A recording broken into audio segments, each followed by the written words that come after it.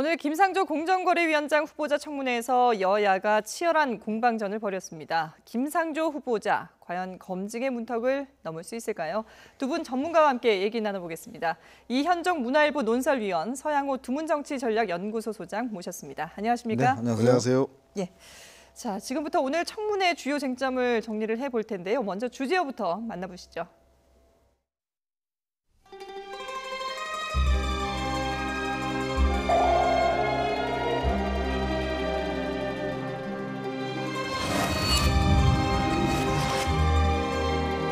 제처 문제로 논란을 일으킨 게 대해서 송구스럽게 생각합니다. 근데 제처는 그 전해에 경기도 교육청의 시험에 합격해서 교육청이 배정한 초등학교에서 똑같은 업무를 수행했기 때문에 제처로서는 자격을 갖춘 거로 그렇게 생각을 했던 걸로 알고 있고요. 문제가 제기가 되었을 때 학교에 사직서를 제출했고요.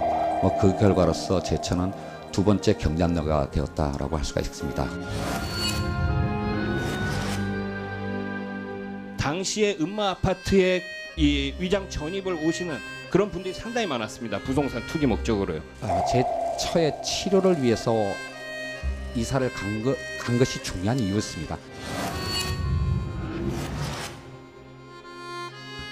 다른 직장은 어떻게 됐는지 모르지만 저희 학교의 연말정산 프로그램을 보게 되면 급여 총액의 25%를 넘을 때만 신용카드 공제가 적용이 되는데요.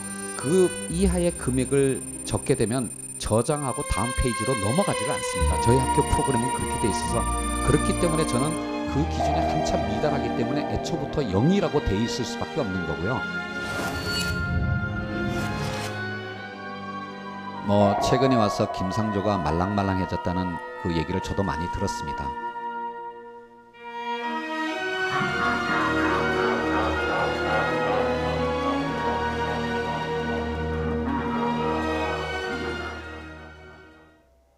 네, 두 분도 오늘 청문회 보셨죠? 네. 예, 전반적으로 보시고 나서 과연 적격 판정이 나올지 부적격이 나올지 어떻게 평가를 하셨는지 좀 말씀을 먼저 듣고 싶은데요.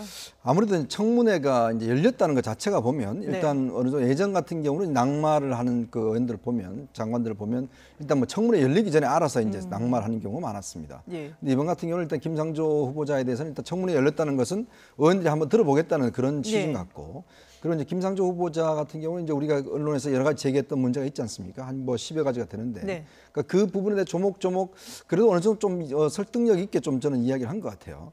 뭐 물론 뭐 다운계약서 같은 경우는 본인이 뭐 사과를 했습니다만은 저는 그거는 뭐 일단 문제 하더라도 지금 위장전입 2건, 그다음에 부인이 어떤 지금 경력 어떤 학교 취업 문제라든지 이런 것에 대해서는 그래도 이게 장관을 어떤 못할 만큼의 어떤 과연 흠집이었는가? 이런 면에서 볼 때는 일단 오늘 어느 정도 좀 의혹 자체는 조금 해소되지 않는가라는 그런 좀 쪽에 저는 무게를 싣고 싶습니다. 예, 서 소장님은 어떻게 보세요? 네, 전 야당에 하도 갖은 의혹을 제기해서 머리에 뿔 달린 불공정의 화신인 줄 알았더니 생각보다 아주 차분하고 성실하고 조목조목 그 답변을 하면서 상당히 신뢰감을 많이 얻었지 않느냐 생각이 듭니다. 그래서 야당에서 결정적으로 하자를 제기하지 못했기 때문에 야당은 내일도 뭐 청문 보고서 채택에 대해서 반대할 분위기인 것 같지만 국민들이 볼 때는 그 언론이 볼 때는 저 정도면 공정거래위원장 맡기기에 충분하지 않는가라고 하는 여론들이 더욱더 많았던 게 아니었던가. 정말 선방했던 청문회였던 것 같은 생각이 듭니다. 예, 사실 언론에서도 이 의혹에 대해서 여러 가지 보도를 했었는데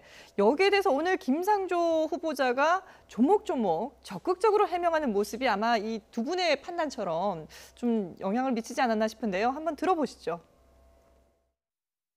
다운 계약서를 제출했는데 맞습니까?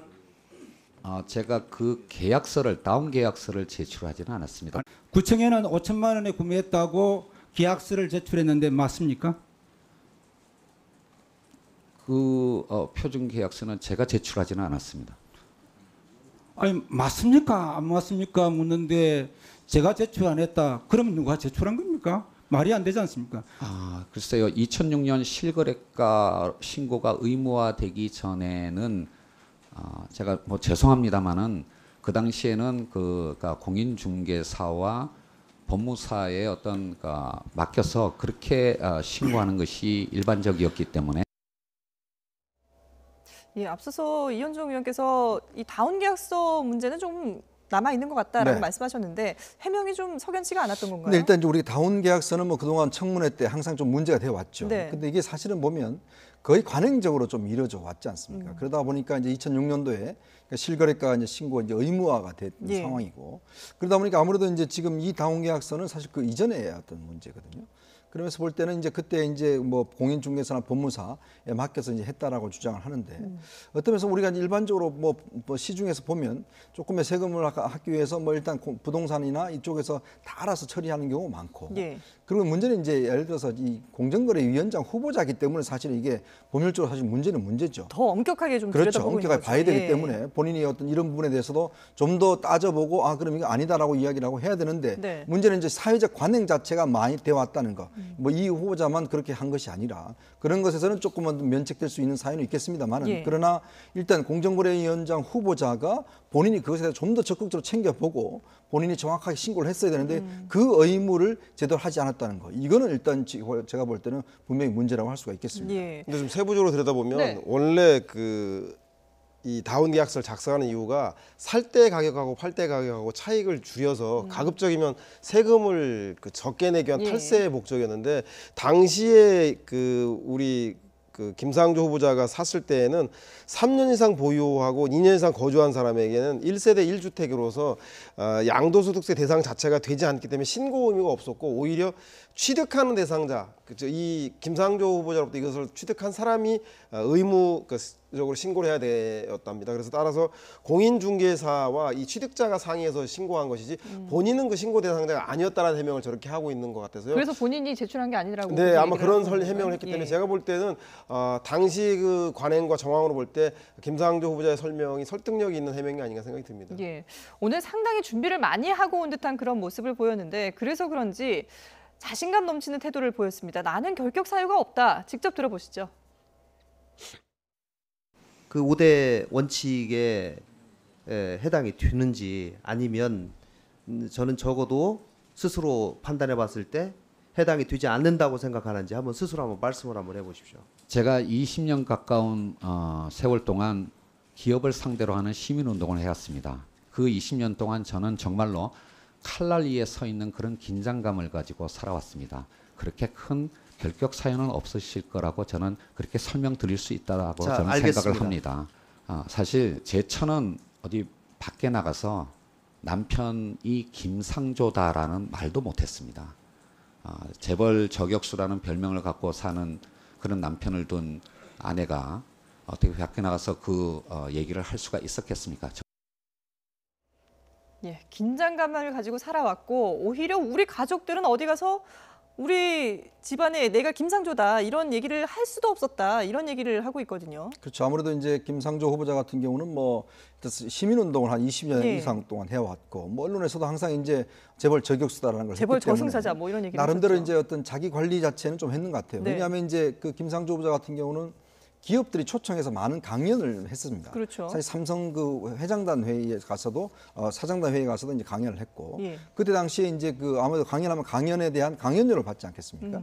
근데 보통의 어떤 강연을 주는 것보다는 10분의 1 가격으로 받았다 그래요, 본인이. 예. 그러니까 이제 본인이 어떤 그 기업들 강연을 갈 때마다 항상 똑같은 가격으로 받았다는 거죠. 한 50만 원 정도 받았다는 것인데, 왜 그러냐면 이제 아무래도 본인이 직접 재벌들의 어떤 데 하기 때문에 또 많이 받을 경우 문제가 되니까 아무래도 그런 좀 관리를 한 것 같고, 그리고 지금 주변 이야기를 들어보면 이제 어떤 차를 몰고 다니지 않았다고 그래요. 항상 그 대중교통을 이용해서 다녔고, 저는 제일 앞거는 이제 그 오늘 가방이 하나 보여줬지 예. 않습니까? 이게 이제 아마 그 제자들이 오늘 이제 그 올리면서 그 가방이 이제 아침에 조금 전에 이제 보여줬는데, 이게 네. 이제 본인이 대학원생 때 구입했던 가방이라고 그래요. 그 가방을 지금까지도 이제 사용하고 있다고 합니다. 예. 그래서 학생들이 이제 좀 선생님 제발 좀 가방을 좀 바꾸시라, 너무 낡았지 않느냐, 예. 그렇게 이야기하는 지금 화면에 나오고 있습니다. 그렇죠. 본인이 예. 아니 뭐 들고 다니는데 괜찮은데 내가 뭐하러 가방을 바꾸냐 해서 예. 지금까지 들고 다닌다고 그래요. 이제 그런 것들의 어떤 비춰지는 모습 보면 일단 뭐 김상조 후보자가 본인이 어떤 뭐 이권을 챙긴다든지 돈을 챙긴다든지 예. 이런 어떤 이미지는 오늘 보면 어떤 그런 모습에서 좀 비껴나 있지 않는가라는 그런 좀 저는 인상을 좀 예. 받았습니다. 거기다가 신용카드 소비액이 왜 이렇게 적냐라는 의혹도 나왔었는데, 거기에 대해서 김상조 후보자가 어떻게 얘기를 했는지 들어보시죠. 신용카드 사용액이 너무 적다. 이렇게 적을 수가 있냐. 그런데 이제 본인 해명은 소득공제 한도 이내이기 때문에 연말정산시 영원으로 신고했다 이렇게 되어 있습니다. 제가 제자가 쓴 글을 봤어요. 대학교 다닐 때 석박사 다닐 때 쓰던 가방을 지금까지 갖고 다닌다. 예, 제가 신용카드를 안 쓰는 게 아닙니다. 제가 최근에 와서는 정말 일주일에 100시간 정도 일을 하고 있는 것은 분명한 사실입니다. 저는 정말 52시간이 아니라 68시간으로만 근로시간이 단축되어도 굉장히 행복할 것 같은데요. 제가는 정말 최근에 와서는 돈 쓸 틈이 없어서 돈을 못 썼다라고 할 수가 있습니다. 얼마나 바쁘면 돈 쓸 시간이 없을까요? 앞서 말씀하신 그 가방도 혹시 가방을 살 시간이 없었던 게 아닐까 싶기도 한데요. 네, 일주일에 한 100시간 넘게 그 연구하고 활동했다라고 하는 거 보면 네. 본인이 얘기하지 않습니까? 정부가 추진하는 주당 52시간이 아니라 현재 평균인 68시간이라도 근무했으면 소원이 없겠다는 얘기하는데 제가 볼 때는 이현정 의원님이 얘기하시는 데처럼 사실상 그 김상조 후보자의 경우에는 기업으로부터 그 흔한 연급이라던가 사회이사 한번 한 적이 없다고 합니다. 예. 그런 점이 오히려 부각되었던가 낡은 가방만큼 부각된 것 같고 자칫하다 야당에서 지속적으로 김상조 후보자에 대해서 낙마 공세를 할 경우에 실제로 김상조 후보자가 불공정한 후보자라서 그런 건지 아니면 김상조 후보자가 그동안 재벌 개혁에 대해서 앞장서 왔던 그런 그 재벌 개혁에 대한 그 적임자이기 때문에 그것이 부담스러워서 그런 것인지에 대해서 제대로 해명하지 않는다라면 자칫 잘못하다가는 국민들이 그 최순실 게이트 때문에 가지고 있는 정경유착에 대한 오래된 요구들이 야당은 이것에 대해서 바라는 것인지 바라지 않는 것인지 자칫 이런 역풍을 받을 수 있다는 점을 잘 고려해서 아마 청문보고서 채택에 임해야 되지 않겠냐 그런 생각이 들 정도로 김상조 후보자가 적극적으로 이 문제를 잘 해명했다는 생각이 듭니다. 예. 그런데 사실 청문회 이전에는 야당, 특히 자유한국당에서는 비리백화점이다 할 정도로 상당히 공세를 강하게 할 것처럼 얘기를 했었는데요. 어떤 얘기를 했는지 들어보시죠. 불공정거래위원장의 청문위원회다. 저는 이렇게 명명을 하고 싶습니다. 하루가 다르게 나오는 비리의 종합선물센터 또 비리의 백화점을 보는 것 같습니다. 의혹이 제기하고 있는 것만 해도 지금 8가지가 넘어가고 있습니다. 이런 의혹이 오늘 송곳 검증을 통해서 반드시 검증이 이루어지기를 바라고 있습니다. 네, 송곳 검증을 예고를 했었는데 생각보다는 무디었다, 날카롭지 않았다 이런 비판이 나오고 있어요.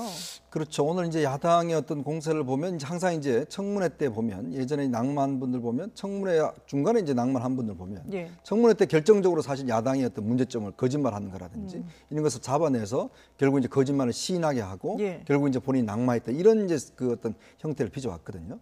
근데 오늘 같은 경우는 이제 의원들의 질의 자체가 보면 사실은 저희들도 보면 청문회 전에는 상당히 제가 볼 때도 문제가 좀 있다라고 저도 많이 느꼈습니다. 예. 왜냐하면 이제 본인의 해명이 안 나왔기 때문에 네. 만약 그거 자체가 만약 예를 들어 신용카드 하나도 안 썼다라고 한다면 이건 뭔가 좀 이상한 것이죠. 그리고 위장 전입에 대해서도 이제 본인이 이제 부인 이야기를 하기 전까지는 예. 부인이 이제 암 때문에 이제 암 수술 때문에 거기서 항암 치료를 받고 직접 거주했다라는 사실 오늘 이제 공개를 했지 않습니까?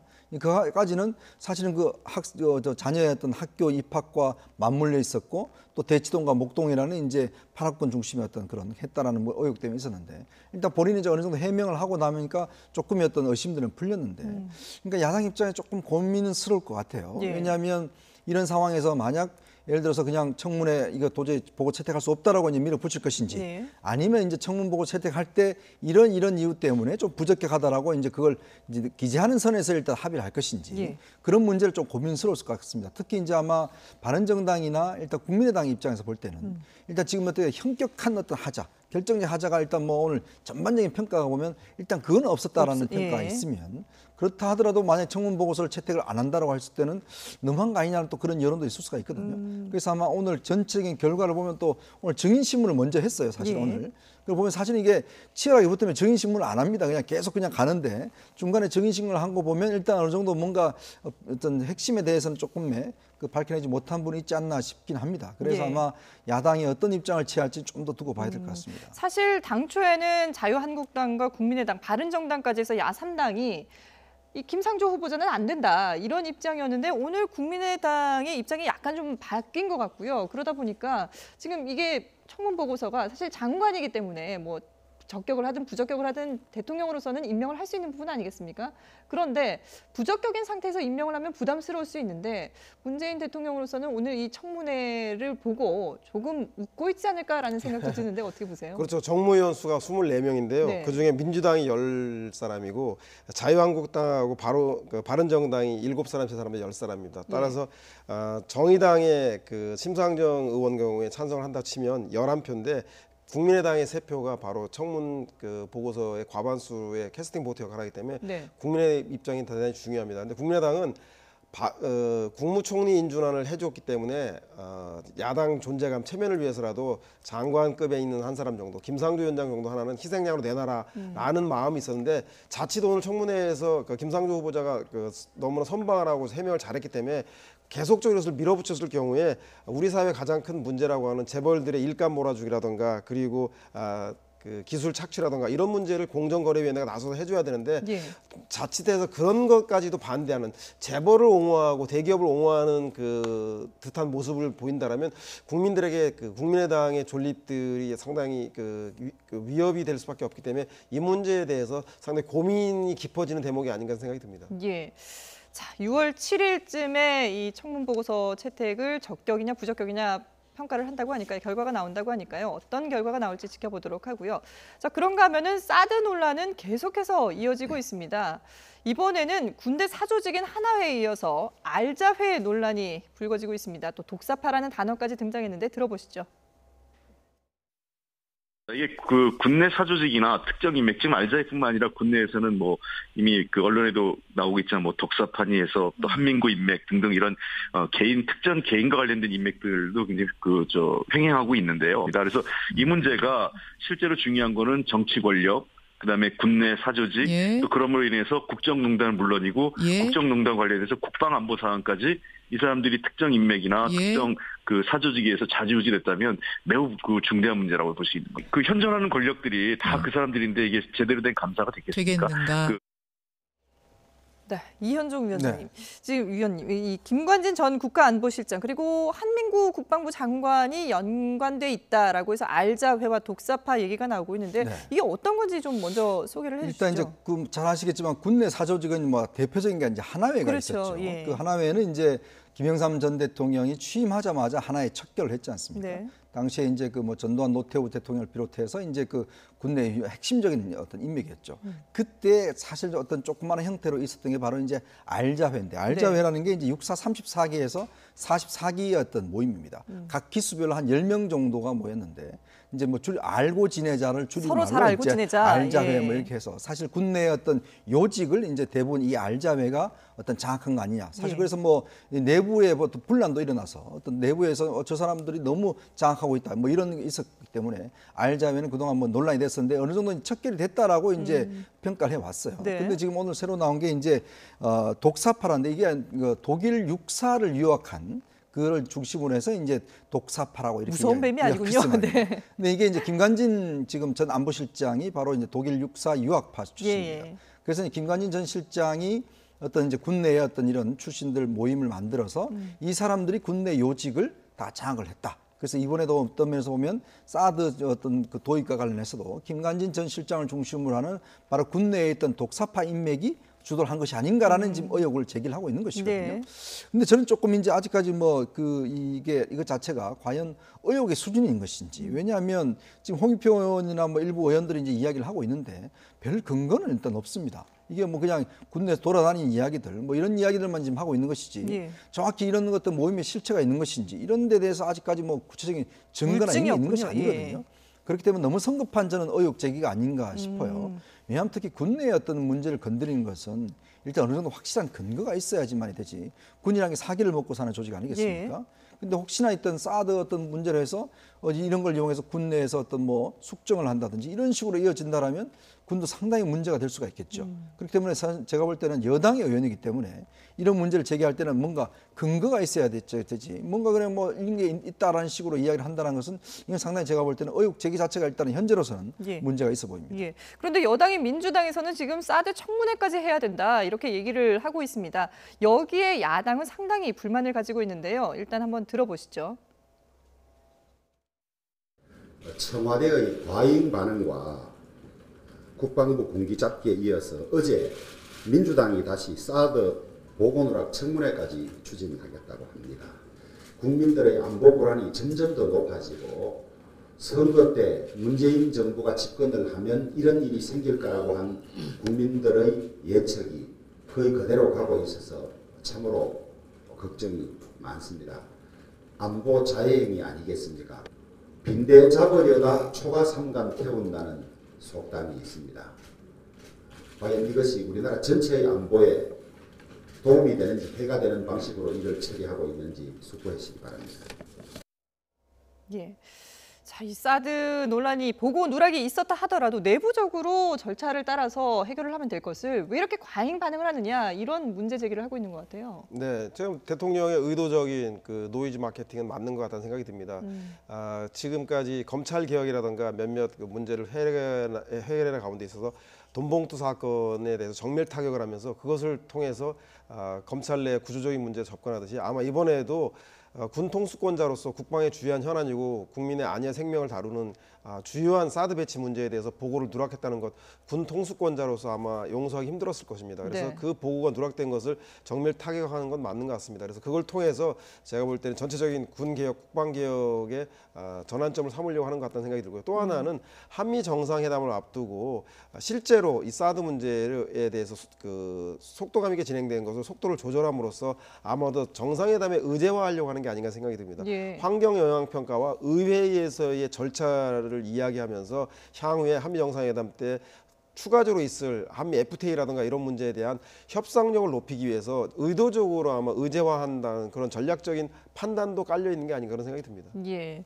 자, 그럼 과연 이 발표 결과 내용, 진상조사에 대한 결과 내용은 어떻게 나올지 지켜보도록 하겠습니다. 그런가 하면 오늘 문재인 대통령이 요양원을 방문해서 치매 환자와 치매 가족들과 간담회를 했는데요. 어떤 메시지를 내놨는지 주제어 만나보시죠.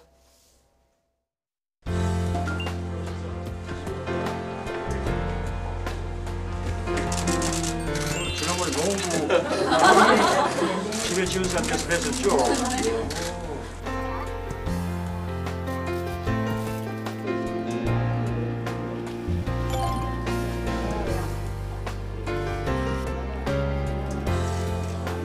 이거 책상 위에 놔두고 늘 잊지 말라는 말씀이시죠? 이것은 입에서 나는 소리가 아닙니다. 먼저 진심으로 반성합니다. 저는 이번 선거 때 대통령 못 찍었습니다. 끝나고 나서 한 2주일 만에 제가 술 한잔 먹고 여보 당신의 선택이 멋졌어, 훌륭했어 인정하고 사과했습니다. 칙칙 한번 이거 한번 해줘요.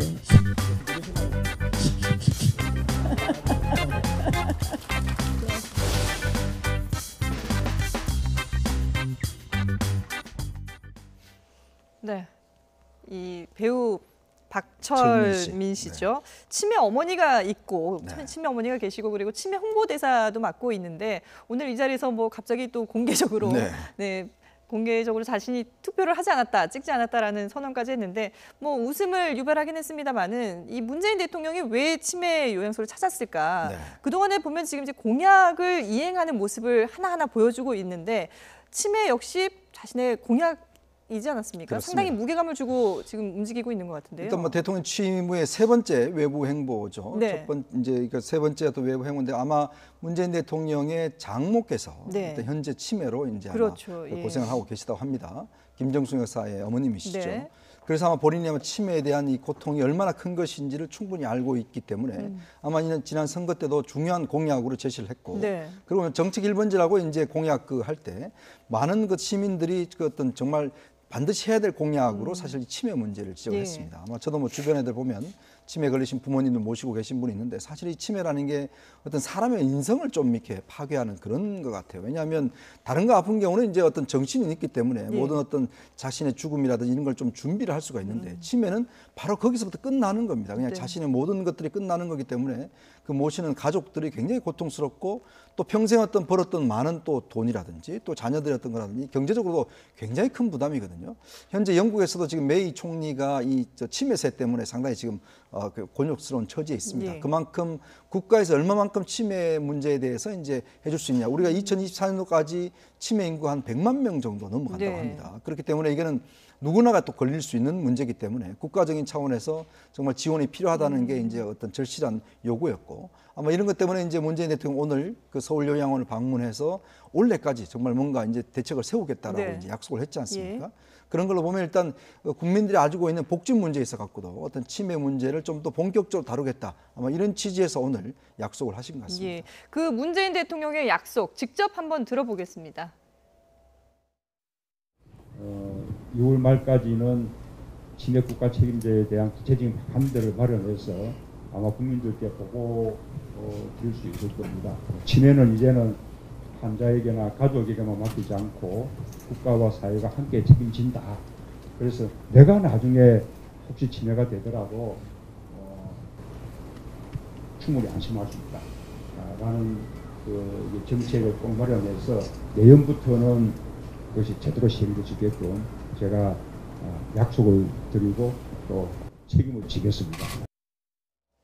네, 세 번째 외부 일정, 이렇게 좀 현장을 방문하는 그런 모습들을 계속해서 보여주고 계신데, 그런데 문재인 대통령이 오늘 이 행보에서 사실 이 왼쪽에 배지가 좀 눈길을 끌더라고요. 그동안에는 세월호 배지를 달고 있지 않았습니까? 그렇죠. 찾아가는 대통령 시리즈의 오늘 세 번째 편이어서 아마 치매병원을 찾아갔는데 아마 세월호 배지 대신에 둥근색 배지가 눈길을 끌었는데요. 그 배지는 다른 게 아니라 이 6월이 호국보훈의 달 아니겠습니까? 그렇죠. 국가보훈처에서 아마 나라사랑 큰 나무 배지 달기 운동을 하고 있는 것 같습니다.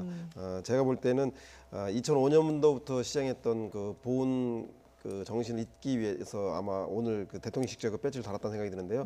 이 의미는 자신을 지지해 준 사람이 550만 표 그 1, 2등 차가 가장 큰 득표차로 이겼지만 그런 고정 지지층뿐만 아니라 본인을 지지하지 않았던 뭐 대구 경북이라든가 경남이라든가 그리고 60대 이상 보수층들까지도 전체적으로 아우르는 그런 통합의 대통령이 되겠다. 그리고 특히 6월에 호국 보훈 그 영령들에 대해서 잊지 말자라는 그런 뜻을 담은 것이 아닌가 생각이 듭니다. 예. 6월 호국 보훈의 달을 맞아서 이제 세월호 배지는 잠시 떼고 다시 이제 이 호국 보훈의 달 배지를 붙이신 것 같은데, 뭐 나중에 다시 또 세월호를 기리는 그런 의미를 가지고 다시 복원하지 않을까 싶기도 근데 하네요. 대통령은 취임하시고 난 다음에 세월호 배지 떼셨습니다. 예. 대선 공약할 때만. 네, 그때만 이제 마지막으로 붙여쓰고 그 다음부터는 이제 세월호 배지 떼는 게 그 이유가 일단 물론 국민 전체의 어떤 대통령이기 때문에 그런 부분을 이제 의식해서 이제 세월호 배지는 항상 떼셨고, 그리고 이제 지금까지는 이제 국가 전 6월 같으면은 이제 호국 보훈의 달이기 때문에 원래 이제 영국 같은 경우는 이제 양귀비 모양의 꽃을 달지 않습니까? 호국 보훈의 달에. 우리도 마찬가지로 지금 호국 보훈의 배지를 달고 있죠. 아마 그렇기 때문에 이제 다신 것 같고, 어차피 이제 그 대통령의 앞으로 행보 자체는 보면 이제는 어떤 면에서 보면 좀 어떤 특정 세력이나 아니면 특정 어떤 이거보다는 좀 더 전체적인 모습들에서 이제 아마 행할 것 같습니다. 그런 면에서 본다면 아마 이제 또 좀 특징적인 게 이제 보시면 알겠지만 오늘 또 안경도 새로 바꾸셨어요. 예전에는 선거 때 이제 외제 네덜란드제 안경테를 덴마크제인가요? 그거 쓰셨는데 이제 아마 국산으로 이제 바꾸셨습니다. 이제 그런 걸 볼 때도 좀 더 이제 어떤 나라의 대표하는 대통령으로서의 이미지를 좀 보여주시는 그런 행보인 것 같습니다. 예, 저런 이미지들도 아마 중요하게 또 국민들에게 모습으로 다가가지 않을까 싶은데요. 그리고 오늘 또 문재인 대통령이 만난 사람이 있습니다. 바로 반기문 전 유엔 사무총장인데요. 과연 어떤 얘기들을 나눴을지 상당히 궁금했었는데, 뭐 이번 달에 한미 정상회담도 있고요. 그리고 또 지금 사드 문제도 상당히 논란이기 때문에 반기문 전 총장에게 어떤 해안을 좀 바란다, 이런 부탁을 하지 않았습니까? 그렇죠. 그 입시를 앞두고 고3 수험생이 열심히 공부하는 모습을 보이면 일단 실제 공부에도 도움이 되지만 가져오기 편안해지고 부모님도 안심하지 않겠습니까? 아마도 한미 정상회담을 앞두고 실제로 그 반기문 전 사무총장으로부터 정상회담에 대한 그 실무적인 조언을 들었을 가능성이 매우 높고요. 두 번째는 이렇게 열심히 한미 정상회담을 국익에 손해되지 않게 열심히 준비하고 있다라고 하는 것을 국민들에게 보임에 따라서 제가 볼 때는 국민들에게 그 국내 정치뿐만 아니라 국외 정치들, 그 외교 문제까지도 아마 믿을 수 있는 대통령이라는 것을 보여주기 위한 그런 국민적 메시지도 있지 않았나 생각이 듭니다. 예, 반기문 유엔 사무총장이 과연 어떤 조언을 했을까요? 그런데 한미 정상회담에 대한 어떤 조언들은 비공개로 밝히지 않기로 하지 않았습니까? 저는 일단 뭐 그런 것 같습니다. 지금 아마 이제 우리 국가안보실이라든지 지금 어떤 진영을 보면 사실은 조금 이제 그동안 외교 전선에 조금 떨어져 있었던 분들이 들어온 경우거든요.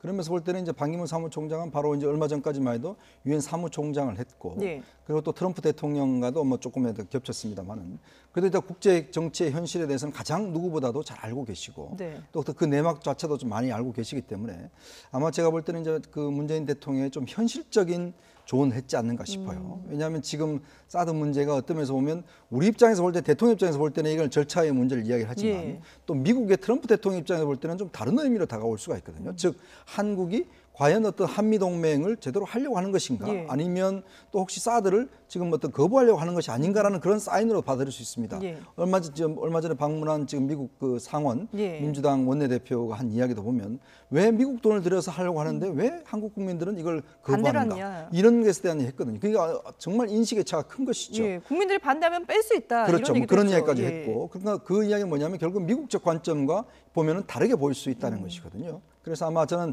반기문 전 사무총장이 문재인 대통령 이런 현실적인 이야기를 좀 했을 것 같아요. 예. 그래서 아마 문재인 대통령도 앞으로 반 총장의 어떤 조언 자체를 많이 좀 들어볼 것 같습니다. 그러면서 본다면 오늘 모임이 원래 예정보다 훨씬 길게 이루어졌다는 예. 보면 당초는 70분이었는데 그렇죠. 뭐 거의 2시간 예, 넘게 2시간 했다는 가까이 보면 했죠. 상당히 어떤 유익한 이야기들이 많이 오고 갔지 않는가라는 전망을 좀 해봅니다. 예. 특히 한미 정상회담 이외에 아마 그 대북 특사 문제도 오가지 않았을까라고 추측들 많이 하는데 왜냐하면 현재 반기문 전 사무총장은 북핵 문제 해결에 있어서 미국을 중심으로 한 대북 제재에 대해서 한국의 문재인 대통령이 인식을 똑같이 하고 일치하고 있다는 것에 대해서 평가하면서 동시에 예. 북한과의 문제를 풀기 위해서 그 대북 관계 물꼬를 트기 위한 인도적인 문제, 이산가족 상봉이라든가 비정치적인 문제에 대해서 교류를 해야 한다는 데 대단히 적극적입니다. 특히 예. 평창 동계올림픽을 맞이해서 그것을 활용한다든가 이런 방안들을 가지고 있기 때문에 아마도 그 점과 관련해서 문재인 대통령이 대북 특사를 제안하지 않았을까. 그리고 반기문 총장도 그걸 받았을 경우에 적극적으로 본인이 총장 시절에도 하고 싶어 했던 일이었기 때문에 예. 수행하지 않을까라는 식의 조심스러운 전망들로 나오고 있는 건 사실인 것 같습니다. 받아들일 것이다 대북 특사를. 저는 뭐 그렇게 생각합니다. 평소에 본인의 소신과 더불어서 예. 북핵 문제를 해결하는 데서 제재와 더불어서 대화 협력이 반드시 필요하다는 걸 인정하고 있기 때문에 그런 면에서 두 분의 인식이 일치하고 있기 때문에 저는 받아들일 가능성이 매우 높다는 생각이 듭니다. 예.